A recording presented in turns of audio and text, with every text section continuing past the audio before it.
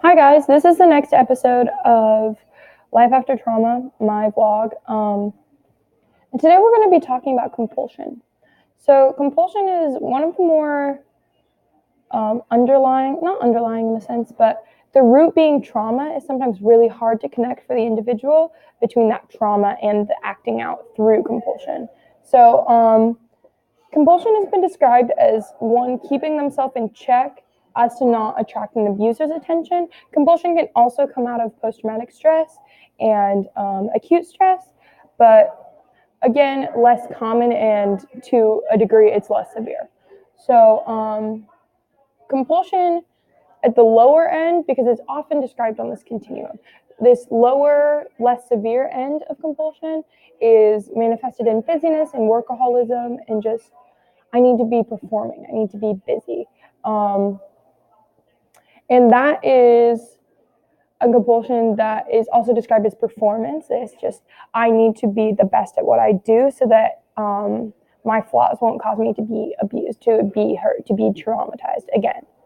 So in a sense, it's somebody taking control of their situation in order to try and reclaim it and better their self in it. And a really good example of that is actually the life of Whitney Houston. When Whitney Houston was a kid, she was molested by a female relative, and her whole life was questioning this sexuality because there was so much questioning and this dehumanization that we've talked about previously. And what happened was she was so obsessed with performing and doing and just not being and not reflecting back that she was like, all right, I need to do well in my career. I need to get married, even to an abusive and highly detrimental spouse. Just time and time again, she was performing and trying to outrun this traumatic past. Compulsion, on the other end, can go as far as any form of self-harm that somebody is addicted to, that somebody can't get themselves out of. And we'll talk more about that in another episode, specifically eating disorders. But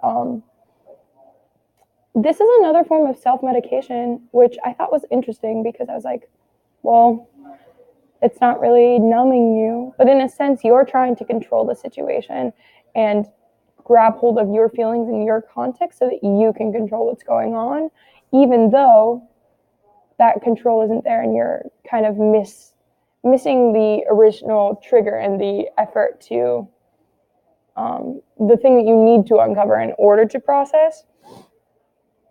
So one of the books I read essentially said that compulsion is an attempt to anesthetize intense feelings present due to that lack of affect regulation that we've talked about again in the previous episode.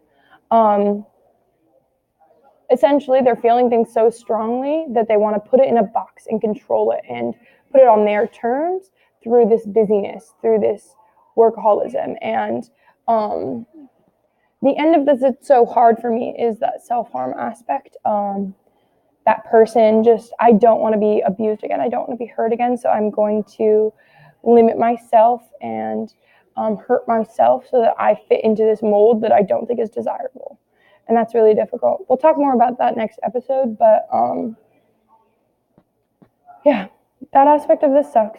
That it's deeply rooted in, I don't want to be desirable, but something that comes out of a lot of these effects of trauma is actually this increased likelihood of being re-victimized because you are harming yourself, because you are lowering your self-worth, because you're putting yourself in these situations. They increase your risky behaviors and just attractiveness to abusers, and it perpetuates the cycle in a really devastating and saddening way. So this is the episode about compulsion, and it's a doozy. See you guys next time.